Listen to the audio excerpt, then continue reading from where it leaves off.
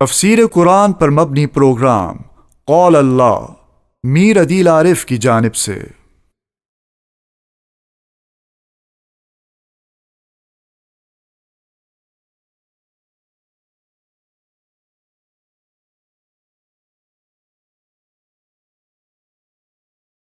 الحمدللہ نحمده ونستعینه ونستغفره ونؤمن به ونتوکل علیہ ونعوذ باللہ من شرور انفسنا ومن سیئات اعمالنا من يهده الله فلا مضل له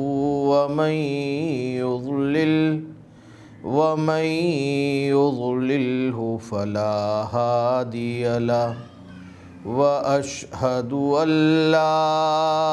إله إلا الله وحده لا شريك له وأشهد أن سيدنا وسندنا ونبينا ومولانا محمدا عبده ورسوله صلی اللہ تعالی علیہ وعلا آلہ وأصحابہ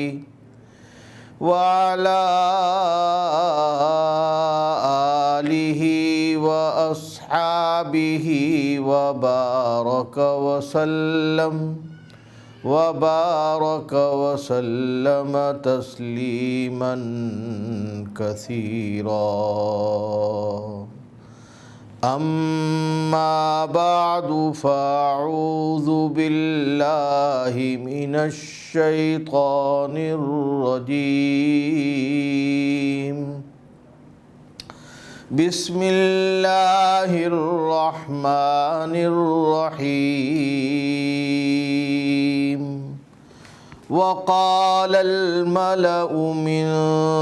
قوم فرعون أتذر موسى وقومه ليفسدوا في الأرض ويذرك وآلهتك قال سنقتل أبناءهم ونستحيي نساءهم وإنا فوقهم قاهرون قال موسى لقومه استعينوا بالله واصبروا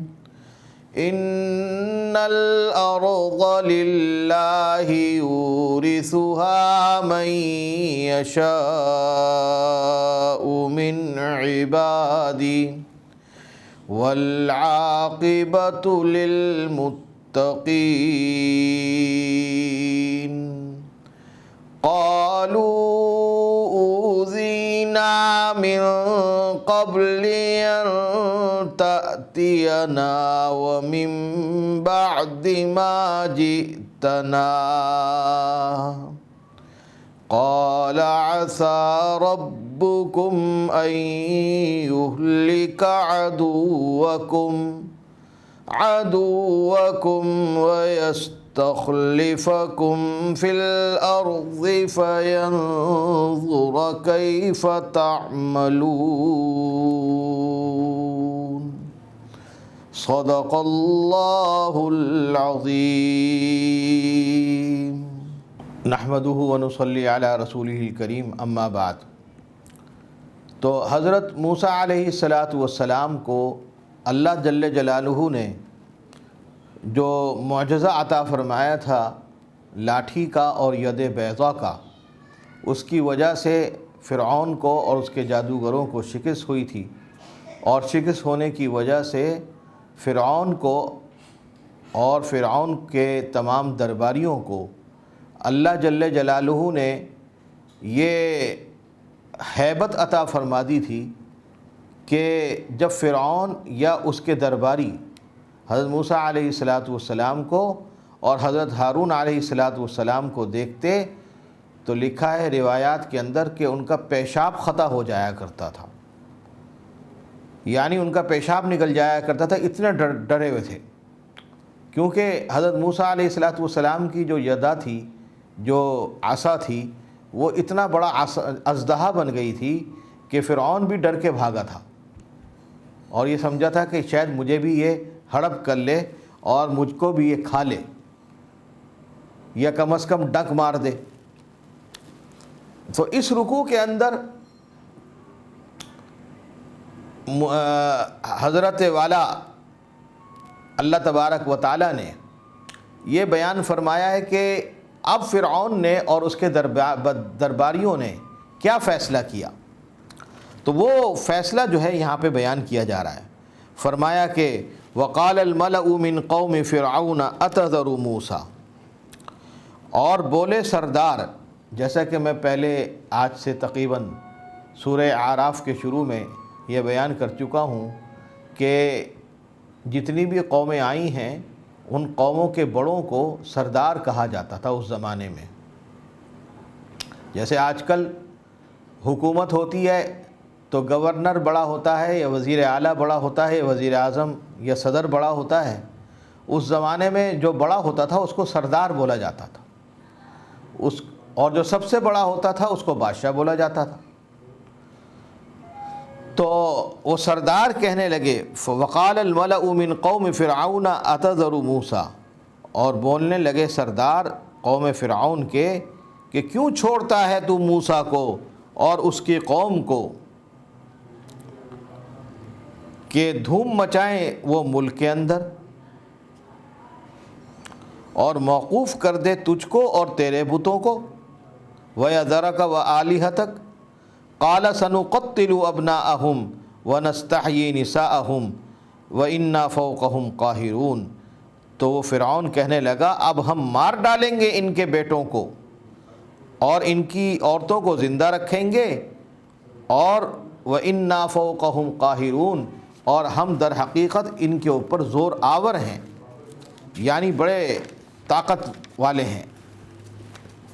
تو جیسا کہ میں نے پہلے عرض کیا کہ اس سے پہلے کی آیتوں میں درج یہ تھا کہ فرعون نے اپنے قوم کے سرداروں کے مشورے سے موسیٰ علیہ السلام کے مقابلے کے لیے جن ساحروں کو پورے ملک سے جمع کیا تھا وہ میدان مقابلہ میں ہار گئے، اور صرف یہی نہیں کہ ہار گئے بلکہ حضرت موسیٰ علیہ السلام پر ایمان بھی لے آئے۔ روایات سے معلوم ہوتا ہے کہ جادوگروں کے سردار مسلمان ہو گئے تو ان کو دیکھ کر قوم فرعون کے 6 لاکھ مزید آدمی حضرت موسیٰ علیہ السلام پر ایمان لے آئے، اور انہوں نے اعلان کر دیا کہ ہم حضرت موسیٰ علیہ السلام کے رب کو اور حضرت ہارون علیہ السلام کے رب کو مانتے ہیں۔ تاریخی روایات میں اور دوسری روایات میں یہ مذکور ہے کہ اس مقابلے اور مناظرے سے پہلے تو صرف 2 حضرات حضرت موسیٰ علیہ السلام اور ہارون علیہ السلام فرعون کے مخالف تھے، اور اس وقت اس مقابلے کے بعد سارے کے سارے جتنے بھی جادوگر تھے وہ تو مسلمان ہو ہی گئے، اور مزید 6 لاکھ افراد ان جادوگروں کو دیکھ کر مسلمان ہو گئے۔ اور وجہ اس کی یہ تھی کہ یہ جو جادوگر تھے قوم کے بڑے مقتدی مانے جاتے تھے، قوم کے اندر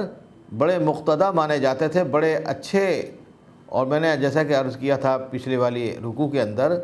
کہ اس زمانے میں جادوگری کا زور تھا، اور جادوگروں کو لوگ بڑا سمجھتے تھے۔ جیسے کسی زمانے کے اندر اگر رواج ہو علم کا تو علماء کو، صلحاء کو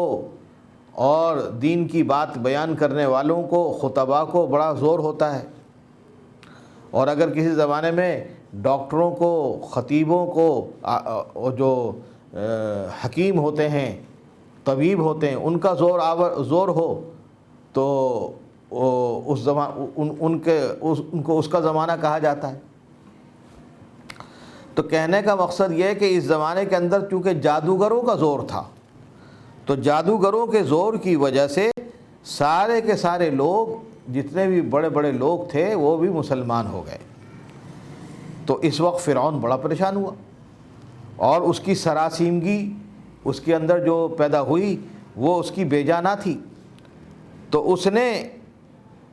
سب سے پہلے تو یہ کام کیا کہ ہوشیار سیاستدان جیسے ہوتے ہیں، تو اس نے ان جادوگروں پر الزام یہ لگایا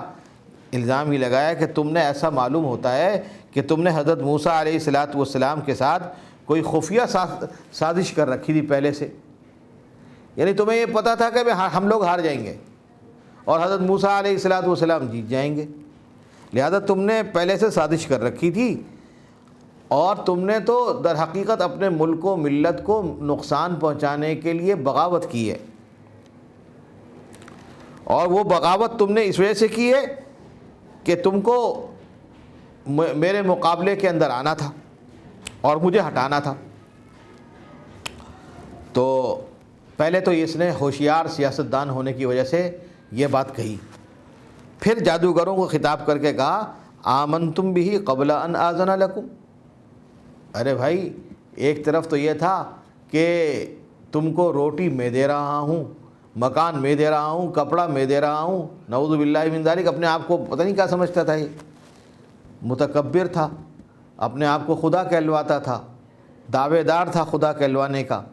تو اس نے کہا کہ بھئی تم نے جب اتنا زیادہ میرا ساتھ دیا، تو اب تم نے میری اجازت کے پہلے ہی ایمان کیسے قبول کر لیا، اور حضرت موسیٰ علیہ السلام پر اور حضرت ہارون علیہ السلام پر یقین کیسے کر لیا؟ تو یہ استفہام جو ہے انکاری بطور زجر و تنبیہ کا تھا، اور اپنی اجازت سے پہلے ایمان لانے کا ذکر کر کے لوگوں کو یقین دلانے کی اس نے کوشش کی کہ ہم خود بھی یہی چاہتے تھے کہ حضرت موسیٰ علیہ السلام اگر حق پر ہوتے اور یہ واضح ہو جاتے تو ہم بھی ان کو مانتے اور لوگوں کو اجازت دے جاتے کہ وہ مسلمان ہو جائیں،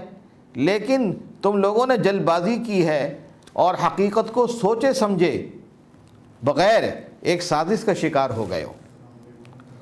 اس چالاکی سے ایک طرف تو لوگوں کے سامنے موسیٰ علیہ السلام کے معجزہ اور جادوگروں کی تسلیم کو ایک سازش قرار دیا، اور ان کو قدیم گمراہی میں مبتلا رکھنے کا انتظام کیا۔ دوسری طرف سیاسی چالاکی یہ کی کہ موسیٰ علیہ السلام کا عمل اور جادوگروں کا اسلام جو خالص فرعون کی گمراہی کو کھولنے کے لیے تھا، قوم اور عوام سے اس کا کوئی تعلق نہیں تھا، تو اس کو ایک ملکی اور سیاسی مسئلہ بنانے کو کہہ دیا کہ لِتُخْرِجُوا مِنْهَا أَهْلَهَا، کہ یعنی میں تم لوگوں کو اس سازش کی وجہ سے اور ان چالاکیوں کی وجہ سے اور اس تمام چیزوں کی وجہ سے میں تم کو یہ کہتا ہوں کہ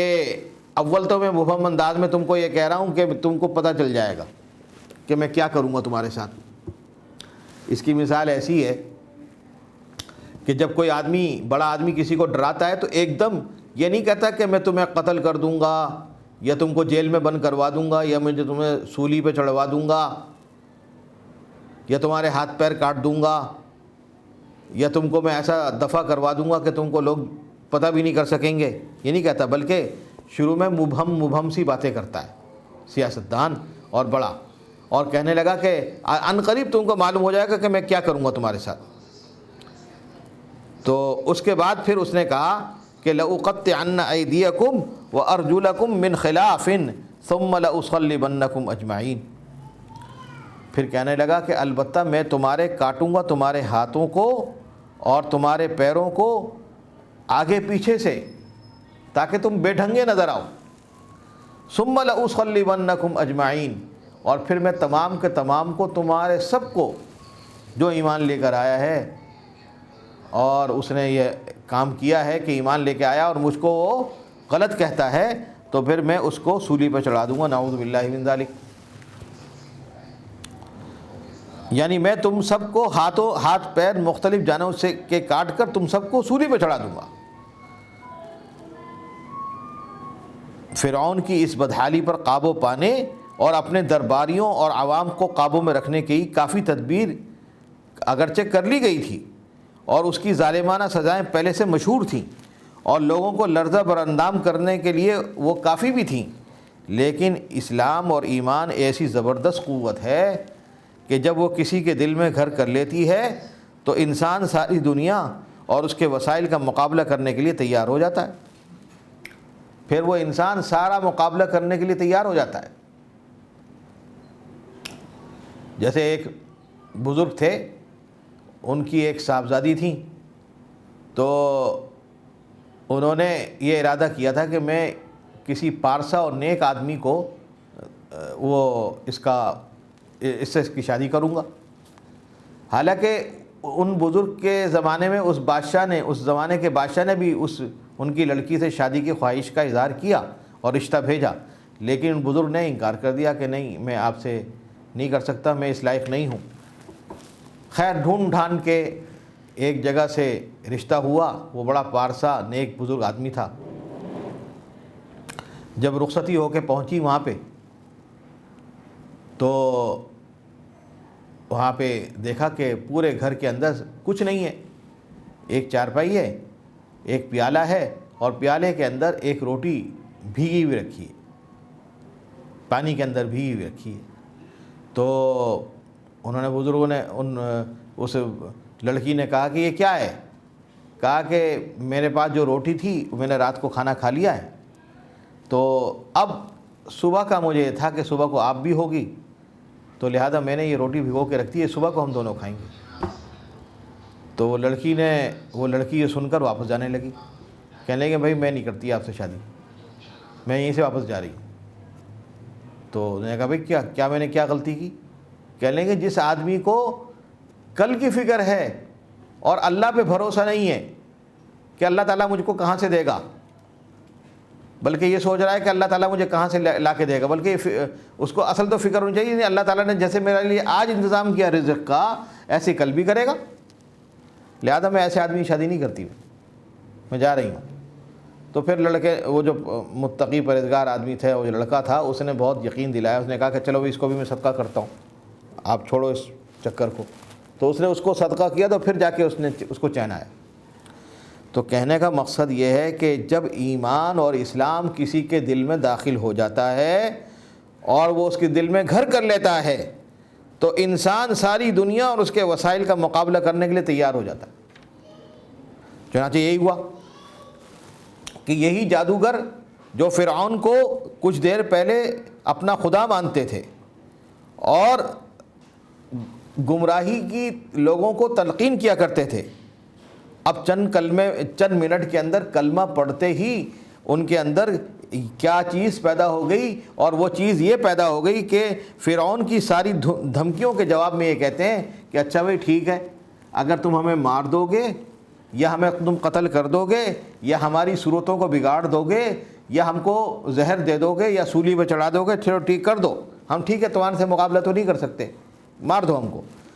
تو ہمیں اگر تم قتل کر بھی دو گے تو کوئی مذائقہ نہیں، کیونکہ ہم اپنے رب کے پاس جب پہنچیں گے تو ہم کو ہر طرح کی راحت ملے گی۔ اور یہ جو جادوگر تھے، جو ان کے سامنے جو لوگ تھے جنہوں نے کلمہ نہیں پڑھا تھا، تو وہ فرعون کی سطوت اور نخوت اور تکبر سے پوری طریقے سے واقف تھے، تو لہذا صاف کہہ دیا کہ بھائی ہم تیرے قابو میں نہیں آئیں گے۔ یہ نہیں کہا، بلکہ یہ کہا کہ ہم مقابلہ کریں گے، یہ بھی نہیں کہا، بلکہ ان کی دھمکی کو صحیح مانا اور جواب دیا کہ ہمیں ہر قسم کی سزا دے دو آپ، تو اور جو تم سزا دے سکتے ہو دنیا کے اندر وہ سب دے دو۔ تو ہم دنیا کی زندگی کو ایمان لانے کے بعد کوئی چیز سمجھتے ہی نہیں، ہم دنیا سے گزر جائیں گے تو ہمیں اس سے زندگی بہتر ملے گی اور اپنے رب کی ملاقات ہمیں نصیب ہوگی۔ بعض مفسرین نے تو اس کے معنی یہ کیے، اور بعض مفسرین نے یہ معنی کیے کہ اس زندگی میں جو تیرا دل چاہے کر لے، آخر کار ہم اور تم سب رب العالمین کے سامنے پیش ہوں گے، اور جب وہ وہاں پہ ظالم بھی جمع ہوگا اور وہاں پہ مظلوم بھی جمع ہوگا، تو اس وقت پتہ چل جائے گا، اس وقت اپنے اس عمل کا نتیجہ تیرے سامنے آ جائے گا۔ چنانچہ ایک دوسری آیت میں اس موقع پر ان جادوگروں کے یہ الفاظ یہ بھی ہیں، فَاقْضِ مَا أَنْتَ قَاضٍ إِنَّمَا تَقْضِي هَذِهِ الْحَيَاةَ الدُّنْيَا، یعنی جو تیرا دل چاہے کر لے، ہمارے بارے میں حکم دے دے، بس اتنا ہی تو ہے کہ تیرا حکم ہماری اس دنیاوی زندگی پر چل سکتا ہے اور تیرے غصے کے نتیجے میں وہ زندگی ختم ہو سکتی ہے، مگر ایمان لانے کے بعد ہماری نظر میں اس دنیاوی زندگی کی وہ اہمیت باقی نہیں رہے گی جو ایمان لانے سے پہلے تھی، کیونکہ ہمیں معلوم ہو گیا کہ یہ زندگی راحت یا کلفت کے ساتھ ہی گزر جائے۔ بل فکر اس بات کی ہے کہ جس کے بعد موت نہیں وہ زندگی ہماری اچھی ہو، اور جس کی راحت دائمی ہو وہ زندگی ہماری اچھی ہو، اور اس کے اندر ہمیں کوئی کلفت بھی نہ ہو۔ اب یہاں آپ لوگ ذرا غور کیجئے کہ وہ لوگ جو کل تک بدترین کافر تھے، فرعون جیسے بیہودہ انسان کو خدا مانتے تھے، خدا تعالیٰ کی شان سے اور عظمت سے بالکل ناشنا تھے، ان کے اندر یک بارگی انقلاب کیسے آ گیا کہ انہوں نے پچھلے سارے اعمال اور عقائد چھوڑ کر تائب ہو کر حق پر اتنے پختہ ہو گئے کہ ان کو اپنی جان دینے کے اندر بھی خوف نظر نہیں آیا، اور دنیا سے رخصت ہونے کو انہوں نے پسند کیا، اور انہوں نے یہ سوچا کہ ہم اپنے رب کے پاس چلے جائیں گے زیادہ اچھا ہے، جب اپنے رب کے پاس چلے جائیں گے تو انشاءاللہ ہم کو قبر کے اندر بھی سکون ملے گا اور آخرت کے اندر بھی سکون ملے گا۔ اور صرف یہی بات نہیں کہ ایمان کی قوت پیدا ہوئی، بلکہ جہاد فی سبیل اللہ کی ہمت بھی ان کے اندر پیدا ہو گئی۔ یہی وجہ ہے کہ ان کے اندر حقیقی علم و معرفت کے دروازے کھل گئے۔ اور پھر بعد میں یہ بھی کہا انہوں نے کہ ربنا افرغ علینا صبرا وتوفنا مسلمین، اللہ تعالیٰ سے دعا کی، پہلے تو جواب دیا اور جواب دینے کے بعد پھر اللہ سے دعا کی، اور یہی طریقہ ہے مسلمانوں کا۔ یہ نہیں کہ صرف دعا ہی کر رہے اور اسباب اختیار نہیں کر رہے، یہ بھی طریقہ غلط ہے، اور یہ ہو کہ جناب صرف اسباب ہی اختیار کر رہے پھر اللہ سے دعا نہیں کر رہے، یہ بھی طریقہ غلط ہے۔ تو جب امام بخاری رحمۃ اللہ علیہ نے اپنی کتاب لکھی صحیح بخاری، تو اس کے لیے دور دور سفر کرتے تھے تاکہ پتہ چلے کہ جو راوی روایت کر رہا ہے وہ کیسا ہے، سچا ہے یا جھوٹا ہے، یا اس کے حالات کیسے ہیں، لوگ اس کے بارے میں کیا کہتے ہیں۔ پہلے محنت کی، اور محنت کرنے کے بعد جب اس روایت کو اپنی کتاب میں اتارتے تو پہلے 2 رکعت صلاۃ الحاجت پڑھ کے اللہ سے دعا کرتے، یا اللہ یہ روایت لکھ تو رہا ہوں میں کتاب میں اتار رہا ہوں، لیکن یا اللہ اس کو قبول بھی فرما، قبول فرمانا آپ کو ہے۔ چنانچہ اسی وجہ سے اللہ تعالیٰ نے کیا قبول فرمایا کہ آج اس وقت رجب کا آخر ہے، بلکہ شعبان آج سے شروع ہو چکا ہے، تو ہر جگہ تقریباً 10 دن پہلے سے ہر جگہ بخاری شریف کا ختم ہو رہا ہے، ہر جگہ جناب بخاری شریف کا ختم ہو رہا ہے، بڑے بڑے جلسے ہو رہے ہیں، اور بڑے بڑے جناب لوگ اس کے اندر جمع ہو رہے ہیں، بڑے بڑے علماء آ رہے ہیں، اور بخاری کی آخری حدیث کے اوپر بیان ہو رہا ہے۔ کیوں؟ کہ اللہ تعالیٰ نے مقبولیت عطا فرمائی۔ تو طریقہ کار یہ ہے میرے بھائیوں، میرے دوستوں، میرے بزرگوں، کہ انسان کو محنت بھی کرنی چاہیے، اور پھر محنت کر کے اللہ پہ بھی چھوڑنا چاہیے، اللہ سے بھی رجوع کرنا چاہیے۔ یہ نہیں کہ صرف محنت ہی کرے اور اللہ سے رجوع نہ کرے، اور یہ نہیں کہ صرف اللہ سے رجوع کرے اور محنت کچھ نہ کرے۔ حضرت عبداللہ ابن مبارک رحمہ اللہ تعالی بزرگ گزرے ہیں بہت، تو ان کے ہاں ایک وہ تھا، ان کے قریب، گھر کے قریب ایک لوہار رہتا تھا۔ لوہار شاید کسی نے سنایا ہو آپ کو تفسیر بیان کرتے ہوئے، کسی نے یہ واقعہ، ایک لوہار رہتا تھا۔ تو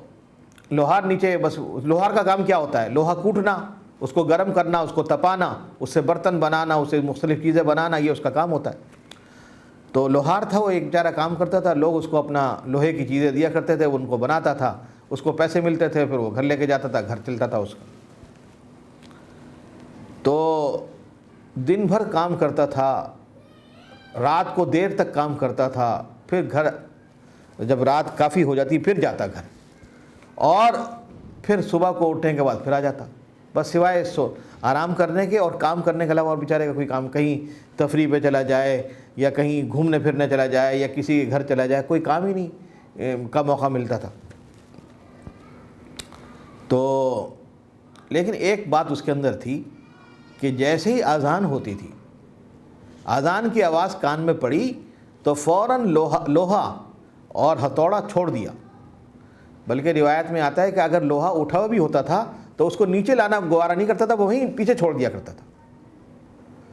اور نماز کی طرف جاتا تھا، سیدھا نماز پڑھ کے پھر آگے آ جاتا تھا، اور اللہ تعالیٰ سے دعا کرتا تھا، یا اللہ اور تو مجھے وقت ملتا نہیں بھئی، یہ 5 وقت کی نماز پڑھ لیتا ہوں میں۔ اور حضرت عبداللہ ابن مبارک رحمہ اللہ کو دیکھا کرتا تھا کہ وہ جناب علی کھڑے ہوئے ہیں پوری رات، اللہ سے فریاد کر رہے ہیں، تہجد پڑھ رہے ہیں، نفلیں پڑھ رہے ہیں، صبح بھی اور شام بھی اور رات بھی۔ تو حسرت کرتا تھا کہ کاش میں بھی ایسا ہوتا کہ عبداللہ ابن مبارک رحمہ اللہ کی طرح بڑا مالدار ہوتا اور مجھے اتنا عبادت کا موقع ملتا۔ تو لیکن بات یہ ہے کہ جب انسان جو ہے اللہ کام بھی کرے اور اللہ سے رجوع بھی کرے تو اللہ تعالیٰ بڑھا دیتے ہیں۔ چنانچہ جب دونوں کا انتقال ہو گیا تو کسی نے خواب میں دیکھا حضرت عبداللہ ابن مبارک کو، ان سے پوچھا کہ کیا معاملہ ہوا آپ کا؟ کہنے لگا کہ بھائی ویسے تو میرے ساتھ بہت اچھا معاملہ ہوا، بڑے عیش میں ہوں، عشرت میں ہوں، لیکن ایک لوہار جو میرے پیچھے نیچے رہتا تھا اس کو تو اللہ نے پتہ نہیں کیا سے کیا مقام عطا فرمایا، بڑا اونچا مقام عطا فرما دیا، کہاں سے کہاں پہنچا دیا، مجھ سے بھی کافی درجے اوپر ہے وہ تو۔ حالانکہ نہ اس کے پاس علم تھا اور نہ ہی اس کے پاس کوئی قرآن کا علم تھا، نہ حدیث کا علم تھا، کچھ بھی نہیں تھا، اور میں حدیثیں بھی پڑھاتا تھا، قرآن بھی پڑھاتا تھا اور سب کچھ کرتا تھا، لیکن میرا وہ مقام نہیں ہوا۔ میں نے تہجد بھی پڑھی، میں نے اوابین بھی پڑھی، میں نے نفلیں بھی پڑھی، نمازیں بھی پڑھی، سب کچھ، لیکن وہ بات نہ نکلی جو اس کا تھا۔ تو بات یہ تھی کہ وہ حسرت جو ہے نا، ان دین کی حسرت اور کام جتنا اللہ تعالیٰ دے رہے ہیں وہ، اور اللہ سے دعا، وہ انسان کو کہاں سے کہاں پہنچا دیتی ہے۔ تو چنانچہ یہاں پر بھی یہی ہوا کہ انہوں نے اللہ سے دعا کی، ان جادوگروں نے اور یہ 6 لاکھ جو مسلمان ہو گئے تو انہوں نے اللہ سے دعا کی کہ یا اللہ اگر فرعون ہمارے پر ظلم کرتا ہے اور فرعون ہمیں مارتا ہے تو یا اللہ پھر ہم تو ظاہر ہے کہ مر جائیں گے، لیکن آپ ہمارے ساتھ کوئی خصوصیت کا معاملہ فرما اور رحم کا معاملہ فرما۔ چنانچہ یہی ہوا پھر کہ اللہ تبارک و تعالیٰ نے ان کی مدد فرمائی۔ اس کے بعد جب مبہم سی بات کر دی نا کہ قوم فرعون موسیٰ کہ اب ہم بتائیں گے آپ کو، تو اس کے بعد پھر فرعون نے بڑا اعلان کیا۔ اعلان یہ کیا کہ اچھا ٹھیک ہے، اگر تم میری بات نہیں مانتے تو سنقتل ابناءہم ونستحیی نساءہم، تو پھر ہم یہ کریں گے کہ تمہارے لڑکوں کو قتل کریں گے اور تمہاری عورتوں کو زندہ چھوڑ دیں گے۔ کیوں؟ اس سے فائدہ یہ ہوگا کہ مرد بچیں گے ہی نہیں، اور جو مرد اب بچے ہیں وہ اپنے بوڑھے ہو کے مر جائیں گے، لہذا عورتیں بچیں گی، عورتوں کو ہم اپنی اس میں شامل کر لیں گے، خادمہ بنائیں گے ان کو، عورتوں سے ہمیں کوئی ڈر نہیں ہے۔ تو علماء مفسرین فرماتے ہیں کہ قوم کے اس طرح جھنجھوڑنے پر بھی فرعون نے یہ تو کہہ دیا کہ ہم بنی اسرائیل کے لڑکوں کو قتل کر دیں گے، لیکن حضرت موسیٰ علیہ الصلوۃ والسلام اور ہارون علیہ الصلوۃ والسلام کے بارے میں اس وقت بھی اس کی زبان پر کوئی بات نہیں آئی، یعنی یہ بات نہیں آئی کہ میں حضرت موسیٰ علیہ الصلوۃ والسلام کے ساتھ یہ کروں گا اور حضرت ہارون علیہ الصلوۃ والسلام یہ کروں گا۔ وجہ اس کی ہے کہ یہ جو معجزہ اللہ تعالیٰ نے ظاہر فرمایا تھا حضرت موسیٰ علیہ الصلوۃ والسلام پر اور ہارون علیہ الصلوۃ والسلام پر، اور جو واقعہ ہوا تھا، تو فرعون کے قلب میں اور دماغ میں حضرت ہارون اور حضرت موسیٰ علیہ الصلوۃ والسلام کی اللہ تعالیٰ نے سخت ہیبت بٹھا دی تھی۔ حضرت سعید ابن جبیر رحمہ اللہ تعالیٰ نے فرماتے ہیں فرعون کا حال یہ ہو گیا تھا کہ جب موسیٰ علیہ الصلوۃ والسلام کو دیکھتا تو اس کا پیشاب خطا ہو جاتا تھا، اور بالکل یہ صحیح ہے کہ ہیبت حق کا یہی حال ہوتا ہے، ہاتھ ہوتا ہے، ہیبت حق است این از خلق نیست، حق کی جو ہیبت ہے وہ صحیح حقیقت میں حق ہے، اور وہ مخلوق سے پیدا نہیں ہوتی۔ اور علامہ رومی رحمۃ اللہ علیہ فرماتے ہیں کہ ہر کے ترسید از حق و تقوی گزید، ترسد از وے جن و انس ہر کے دید، یعنی جو اللہ سے ڈرتا ہے ساری مخلوق اس سے ڈرنے لگتی ہے۔ تو اس جگہ قوم فرعون نے یہ جو کہا کہ موسیٰ علیہ الصلاۃ والسلام آپ کو اور آپ کے معبودوں کو چھوڑ کر فساد کرتے پھریں گے، اس سے معلوم ہوا کہ فرعون اگرچہ اپنے قوم کے سامنے خود خدائی کا دعوے دار تھا اور انا ربکم الاعلی کہتا تھا، لیکن بتوں کی پوجا پاٹ یہ خود بھی کیا کرتا تھا۔ آگے فرمایا کہ قال موسیٰ لقومہ استعینوا باللہ واصبروا ان الارض للہ یورثها من یشاء من عبادہ والعاقبۃ للمتقین۔ اچھا، اب یہ جو لوگ تھے 6 لاکھ افراد اور جادوگر، اور جو حضرت موسیٰ علیہ الصلاۃ والسلام پر، حضرت ہارون علیہ الصلاۃ والسلام پر ایمان لے کر آ گئے تھے، وہ لوگ وہ کہنے لگے کہ اچھا بھائی، حضرت موسیٰ علیہ الصلاۃ والسلام سے کہنے لگے کہ جب آپ اللہ کے نبی ہیں اب آپ ہی اس کی طرف کوئی حل نکالیے، کیونکہ جب آپ پیدا نہیں ہوئے تھے جب بھی یہ مردوں کو قتل کیا کرتا تھا، اور اب جب آپ نے نبوت کا اظہار، اللہ تعالیٰ نے آپ کے لیے نبوت کا اظہار فرما دیا ہے، تو آج بھی یہی کہہ رہا ہے یہ شخص کہ میں عورتوں کو زندہ چھوڑوں گا اور مردوں کو قتل کر دوں گا۔ تو اس وقت بھی یہ مردوں کو مارتا تھا، آج پھر اعلان کر رہا ہے کہ میں مردوں کو مار دیا کروں گا۔ تو آپ کچھ ہمیں بچانے کی کوئی کوشش فرمائیں۔ موسیٰ علیہ الصلوۃ والسلام نے فرمایا اپنی قوم سے کہ اللہ سے مدد مانگو اور صبر کرو، بے شک زمین اللہ کی ہے، فرعون کی نہیں ہے، کہ اللہ تبارک و تعالیٰ وارث کر دے جس کو چاہے۔ اللہ تبارک و تعالیٰ تو جس کو چاہے اپنے بندوں میں سے وارث بنا دیتا ہے۔ تو فرعون یہ سمجھ رہا ہے کہ میں خدا ہوں اور میں اس کا وارث ہوں، یہ تھوڑی وارث ہو سکتا ہے۔ والعاقبۃ للمتقین، اور آخرت میں تو در حقیقت بھلائی ان لوگوں کی ہوتی ہے جو اللہ سے ڈرتے ہیں، جو اللہ سے ڈرتے ہیں، ان لوگوں کے لیے بھلائی ہوتی ہے۔ آپ دیکھیے ذرا کہ تقویٰ کیا چیز ہے۔ تقویٰ یہ ہے کہ اللہ سے ڈر، ہر معاملے میں اللہ سے ڈر۔ اب میں یہاں بیان کر رہا ہوں تو یہاں بیان کرتے ہوئے بھی اللہ سے ڈر ہونا چاہیے کہ اللہ جو میں بات منہ سے نکالوں وہ بات در حقیقت اللہ تبارک و تعالیٰ کے حقانیت کے اوپر ہو، اور اللہ تبارک و تعالیٰ نے جو دین دیا ہے اس کو پھیلانے کے لیے ہو، نبی اکرم صلی اللہ علیہ وسلم نے جو دین ہم تک پہنچایا اس کو پھیلانے کے لیے ہو، اور اس کو آشکارا کرنے کے لیے ہو، اللہ کو ناراض کرنے کے لیے نہ ہو، نبی کو ناراض کرنے کے لیے نہ ہو۔ تو در حقیقت ہر چیز میں ڈرنا چاہیے، ہر چیز میں فکر کرنی چاہیے کہ جو میں اب عمل کر رہا ہوں وہ عمل میرا صحیح ہے یا غلط ہے، اور اگر عمل غلط ہے تو اس کو چھوڑ دینا چاہیے، اور عمل اگر صحیح ہو تو اس کو اختیار کرنا چاہیے۔ تو اس لیے فرمایا یہاں پہ کہ والعاقبۃ للمتقین، اصل میں در حقیقت بھلائی ان کو ملتی ہے جو اللہ سے ڈرتے ہیں۔ قالوا اوذینا من قبل ان تأتینا ومن بعد ما جئتنا، یہ بھی بات جو میں نے ابھی آپ کو بتائی، یہاں آیت میں بھی بتائی گئی۔ وہ کہنے لگے کہ جب تک آپ نہیں آئے تھے، آپ کے آنے سے پہلے بھی ہمارے پر تکلیفیں رہیں، اوذینا، ہمیں اذیت دی گئی اس سے پہلے کہ ہم یہاں آتے، دنیا میں آتے، ومن بعد ما جئتنا، اور جب آپ آ گئے تو آپ آنے کے بعد پھر یہ تکلیف میں پہنچا رہے ہیں، یعنی آپ کے آنے سے پہلے بھی ہمیں تکلیف پہنچاتا تھا یہ فرعون، اور جب آپ آ گئے تو اب یہ پھر یہ تکلیف میں پہنچا رہا ہے۔ تو حضرت موسیٰ علیہ الصلاۃ والسلام نے فرمایا عسیٰ ربکم ان یہلک عدوکم ویستخلفکم فی الارض فینظر کیف تعملون، فرمانے لگے کہ ہو سکتا ہے، قریب ہے کہ تمہارا رب ہلاک کر دے تمہارے دشمن کو، فرعون کو ہلاک کر دے۔ چنانچہ ہوا جیسے اب آگے آیات میں آ رہا ہے کہ فرعون کو اللہ تبارک و تعالیٰ نے غرق کیا، ایک ہی سمندر ہے، ایک ہی دریا ہے، اسی سمندر سے، اسی دریا سے اللہ تعالیٰ موسیٰ کو اور ان کے ماننے والوں کو، اللہ کے ماننے والوں کو اور ان کی اتباع کرنے والوں کو، حضرت ہارون علیہ السلام کی اتباع کرنے والوں کو نکال لیں، زندہ کامیاب نکال لیں۔ اور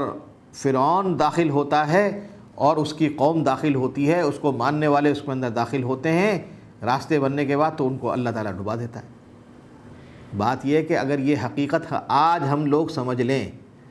کہ جو کچھ کرنا ہے اللہ کو کرنا ہے اور جو کچھ نہیں ہونا ہے اللہ کو نہیں کرنا ہے،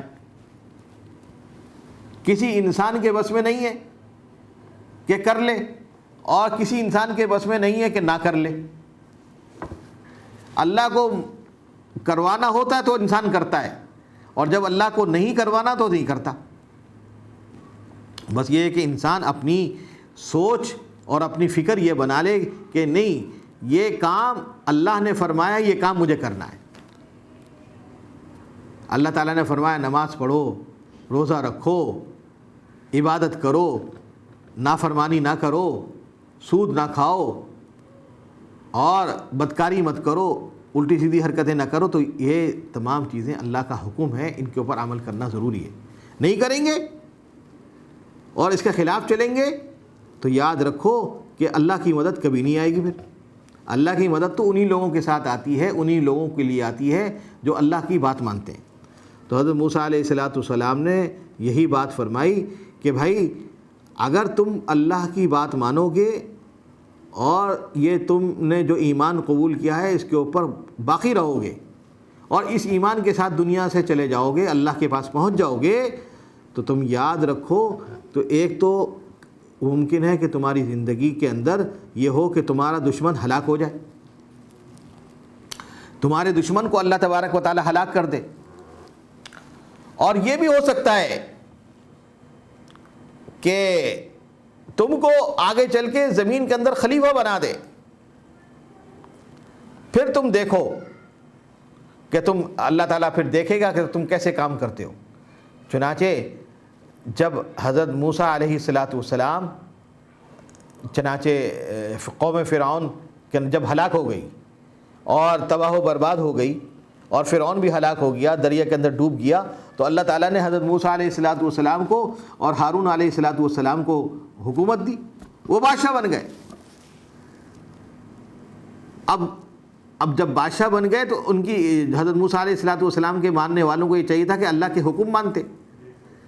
اللہ تبارک و تعالیٰ کے حکم کو مانتے اور اللہ تعالیٰ کی نافرمانی نہ کرتے، لیکن انہوں نے اللہ تعالیٰ کی نافرمانی کی، جس کی وجہ سے ان کو پھر سزائیں بھگتنی پڑی۔ تو انہی سزاؤں کے بارے میں یہاں پہ بیان کیا جا رہا ہے کہ ان کو اللہ تبارک و تعالیٰ نے کیا کیا سزائیں ان کو پھر عطا فرمائی۔ تو اب اگلا جو رکوع ہے 15واں رکوع، ان کے اندر وہ باتیں بیان کی گئی ہیں کہ جن کے اندر ان کو سزائیں بیان کی گئی ہیں، سزائیں دی گئی ہیں۔ اور اس رکوع کے اندر یہ بتایا گیا کہ حضرت موسیٰ علیہ السلام نے ان کو مشکلات اور مصائب سے نکلنے کا، نجات حاصل کرنے کا نسخہ بتایا، اور وہ نسخہ جو بتایا یہی بتایا کہ تم اللہ سے مدد مانگو اور اللہ سے مدد مانگو اور صبر کرو کہ اس کے بعد کامیابی یقینی ہوتی ہے۔ پہلا جز کیا ہے؟ استعانت، جو اصل روح ہے اس نسخے کی۔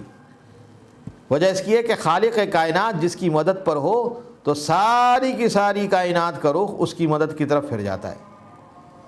خاک و باد و آب و آتش بندہ ان، با من و تو مردہ با حق زندہ ان۔ حدیث شریف میں آتا ہے کہ جب اللہ تعالیٰ کسی کام کا ارادہ کرتے ہیں تو اس کے اسباب خود بخود مہیا ہوتے چلے جاتے ہیں۔ اس لیے دشمن کے مقابلے میں کوئی بڑی سی بڑی قوت انسان کے لیے اتنی کارآمد نہیں ہو سکتی جتنی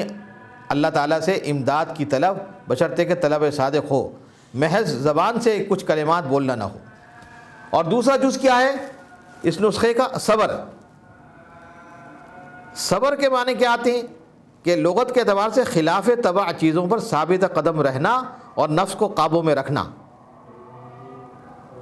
کسی مصیبت پر صبر کرنے کو بھی اس لیے صبر کہا جاتا ہے کہ اس میں رونے پیٹنے اور واویلا کرنے کے طبعی جذبے کو دبا دیا جاتا ہے۔ ہر تجربے کار